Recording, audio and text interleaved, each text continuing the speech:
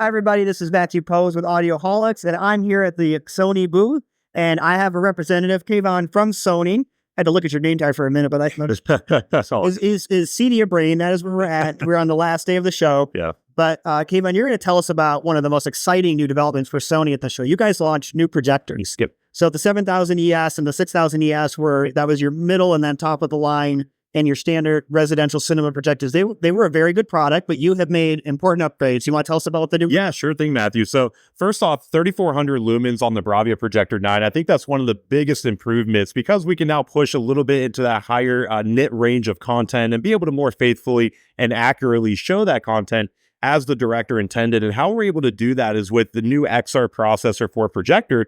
The XR processor allows for dynamic tone mapping and allowing us to really get that high nit content, 4,000 nit, 10,000 nit content in the case of Mad Max.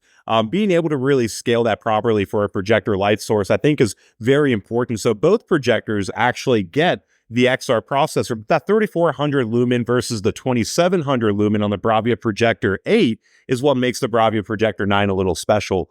Also, the BRAVIA Projector 9 has what's called live color enhancement. This is a color processing algorithm to help give a little bit more punchiness to the color. If you have a more well-lit room, let's say like a media room or a multimedia room, if you didn't have that dedicated theater, or if you just wanted to push a little bit more color without oversaturation, that live color enhancement is a great option on the BRAVIA Projector 9.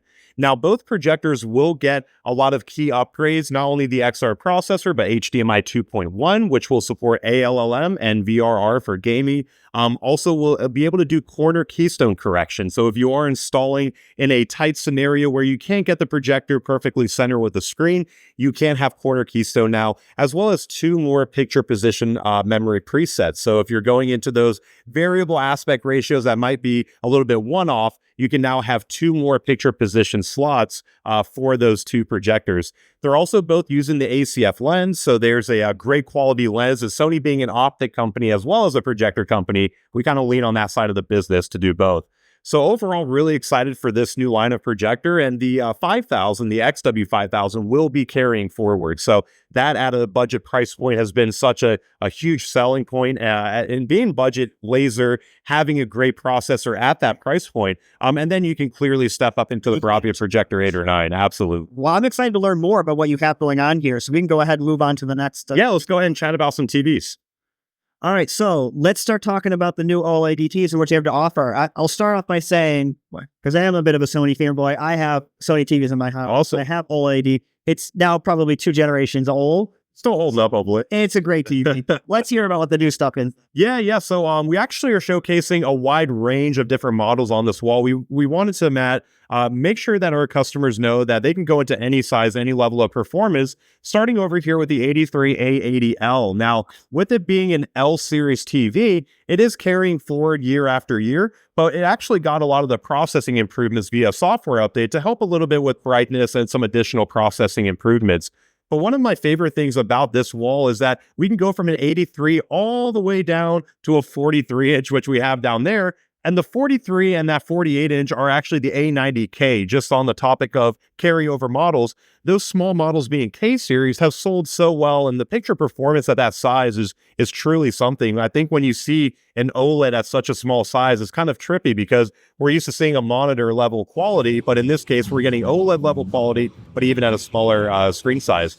Now, we also have the A95L here. This actually just won King of TV at the Value Electronics TV Shootout. And this is our Quantum Dot OLED offered in a 55 up to 77-inch. And it has that XR processor. That's really the key driving factor around how we win these competitive shootouts.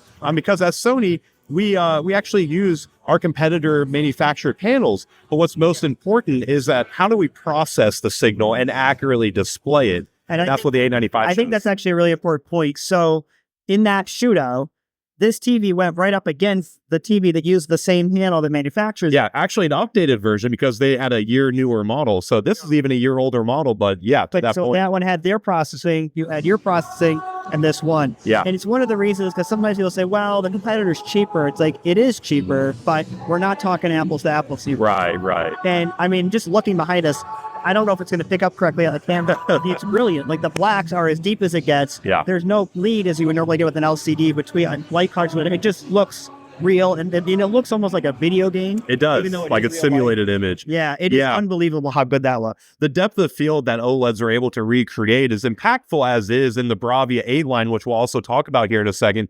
But the A95 being quantum dot OLED can push that brightness a little bit more, and your overall contrast just benefits tremendously. Now, these cover, I know they cover, of course, Rec 709, because everything does it anymore. They do DCI P3 color, but they actually cover most of BT 2020. All BT 2020, and in case they're doing Dolby Vision as well, that is something that is very sought after, is Dolby Vision support. And this is the only quantum dot OLED in the industry that will support both HDR10 and Dolby Vision HDR formats. I'm trying to convince my wife, when you guys have an 83-inch version of this, to let me put that in the living room. Yeah. So we'll see. Good. She's going to watch this video and probably be like, I did not agree to that. But So to finish up, we actually have the BRAVIA 8 line as well. The BRAVIA 8 mostly stayed very similar in terms of brightness and picture quality performance year over year, but got a massive aesthetic benefit. So the back used to bubble out quite a bit. And aesthetically, if you were entering from the side of the room, didn't look the best. It was a little bit of an aesthetic eyesore, if you will. And so by cleaning up that bubble, it's a lot closer to the wall, and also has a much thinner bezel as well, about 29% thinner bezel. And even the bezel from the front, it's almost screen, and screen is going edge to edge. So you get a very clean aesthetic on both the side and the front profile. Yeah. And looking at this, I'll tell you that there's very thin bezels on what we see here. Yeah. And the one I have even actually has a pretty thin bezel. Yeah. It is impressive how good that is. Yeah. So that's our OLED TVs. Matthew, if you want, we can go ahead and chat about our LED TVs now. Sounds good. All right. All right. So now we're going to look at the LED TVs. Yep. So as much as everybody loves the OLED TVs for their inky blacks, on the new ones, especially the beautiful color, Yep. the LED TVs actually make a lot of sense. And if we were talking about this on the way over, when you've got a more brightly lit room, for instance, people who want the brightest possible HDR, the biggest dynamic range, they have benefits in that regard. And actually with I think it's quantum dots as well, right? They're able to do the higher color. Yeah, we use quantum dot. However, we actually call ours triluminous. It's a little bit of an adjustment to quantum dot, because we wanted to make sure that quantum dot can be tailored to get the most natural color. Sometimes when you see a quantum dot display that hasn't been tailored for residential application, you'll notice that it has a little bit too much color pop, and in some cases you might get oversaturation. So our version of it, called triluminous, helps clean that up quite a bit.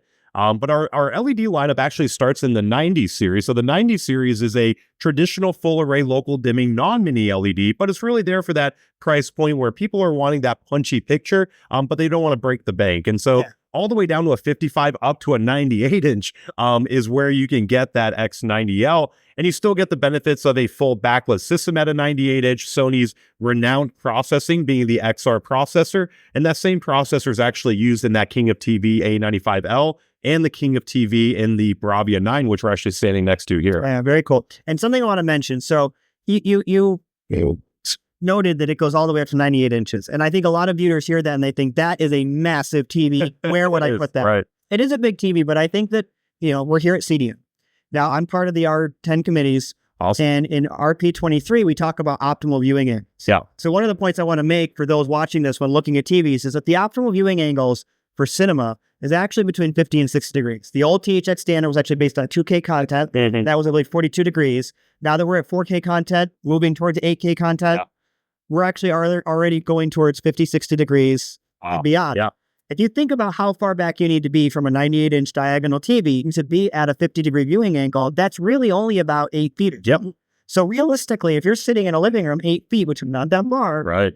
that's the size TV you need for a cinema experience. Yeah. In fact, to hit the old standard of 42 degrees, we're talking, 10 feet? Yeah. And that's a pretty common living room size position. Right. So I actually think people need to understand 98 inches is not a big TV. Yeah. It may be big because they weren't available in the past, but it is the right size if you're trying to get a good experience. Yeah, I agree. And Matthew, on that topic, making sure that we can take 1080p and also 4K content and make sure we display without pixelation and without the blurriness, and upscaling properly, especially that cable content that sometimes goes as low as 480 and 720.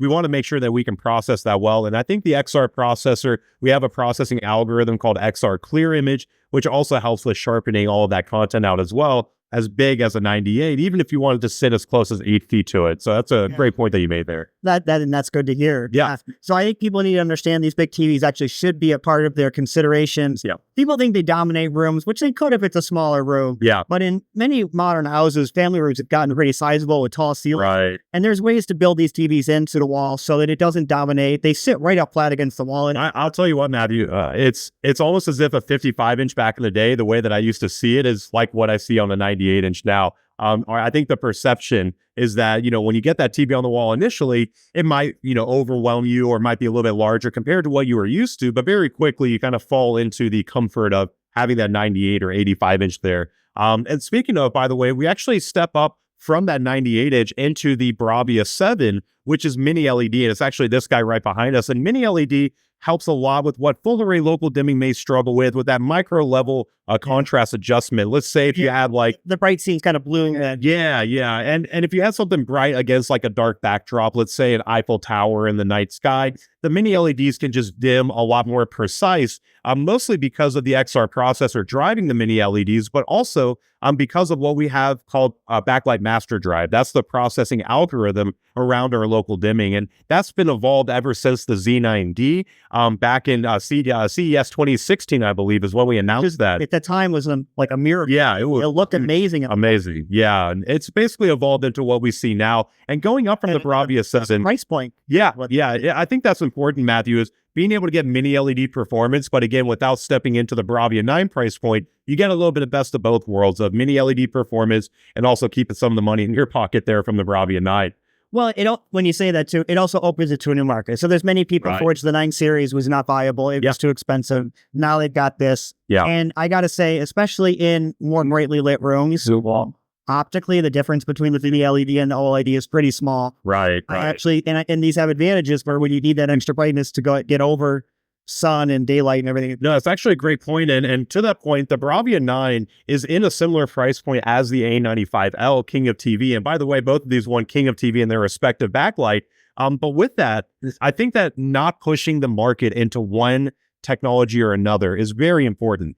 Saying OLED is the end all be all or Mini LED is the end all be all is something we don't want our customers to ever get the feeling of. If you needed to go higher in your specular highlight, you got the BRAVIA 9. And if you like that inky OLED black, which the BRAVIA 9 can definitely get down to, but if we're talking about pixel level adjustment, then the A95L is there for them. And actually, I want to mention something. Yeah. So one of the old criticisms of LED TVs, LCD TVs, with the LED backlights, was that off axis, they look terrible. So they got really dim. The color would get really bad. One of the reasons I did an OLED in my family room was because of that concern, because I knew that in the kitchen, for instance, where I might be watching in the background, it would look lousy. I'm standing way off axis of these TVs. The camera's probably pretty far off axis. It actually looks near perfect. I actually, it just caught my eye and I looked over and I'm like, that's an I'm glad you mentioned that. It's amazing how much technology has changed this capability. Yeah, so this on the BRAVIA 9 is very special. It has what's called X wide angle and X anti-reflection. X wide angles essentially are wide viewing angle coating on a traditional LED, because OLEDs don't necessarily have to worry about having a specific type of coating. When it's IPS on OLED, being individually pixely lit, you don't have to worry about your off-angle viewing because we're using IPS, and ultimately it looks great from every seat. But we had to make a technology to accommodate for an artificial backlight system, which is X wide angle as well as X anti-reflection, to help with the reflective or anti-reflective coating. Let's say if you have a well ambient lit room and if you're watching darker content, you'll still be able to see what's going on the screen, as well as every seat being the best seat. Yeah, it is really impressive. And actually, I remember when this technology first started to come out on your TVs and some of the competitors, it actually degraded the picture a little bit. Right. I'll look more later. I accidentally noticed it, but this doesn't look degraded. So it seems like you've made generational improvements. I think to that point, the King of TV shootout, which went against all the different competitor Mini LEDs, it really went to show, even if they didn't use wide viewing angle coating, how well we've made the advancements in that technology to not affect contrast as much as it did on those prior models. Well, we can move on to some other products, but this is exciting. I think for those of you who have more brightly lit open concept living rooms and want to be able to have a really good TV experience, this is the series I would look at. Absolutely. In fact, any in the series with LED, LCD TV, I think in general are the right choice. They look so much better than they used to look. Yeah. Point now. They've come a long way, for sure. I'm very impressed. So thank you very much. Awesome. Let's move on to the next cool let's do it. products. Now we're going to talk about Leon Audio. That's a partnership you guys have because Leon makes these beautiful frames. They've been making these for years, but not necessarily for a specific TV. Right. And now you guys are working directly with them in a partnership to create these. They look like pictures on a wall. Yeah. Yeah, we actually, so this is the second iteration of the Leon frame for the Sony TVs. Our last one were compatible with the X93L. These are compatible now with our full BRAVIA 7 Mini-LED lineup. And Matthew, where this is special is that we can go down to a 55-inch all the way up to the 85-inch, which is what's behind me.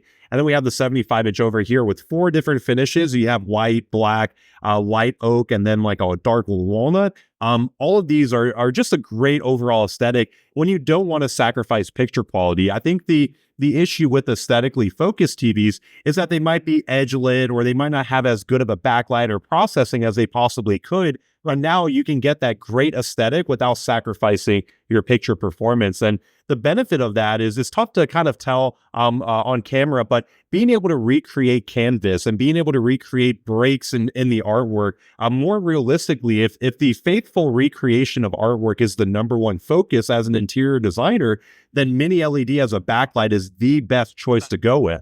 Along with obviously the Leon frames themselves. I think this is very cool. So let's go ahead and move on to the next cool. Awesome. Let's do it.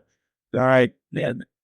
All right, Matthew, and over here we're showcasing how that BRAVIA 9 backlight Mini LED can keep up with the HX3110, which is the new color grading monitor in the movie industry that is about $1,000 per inch. Now, this monitor is great because it can achieve up to 4,000 nits of brightness. And what we're showing here is the clouds there right above the gentleman standing there.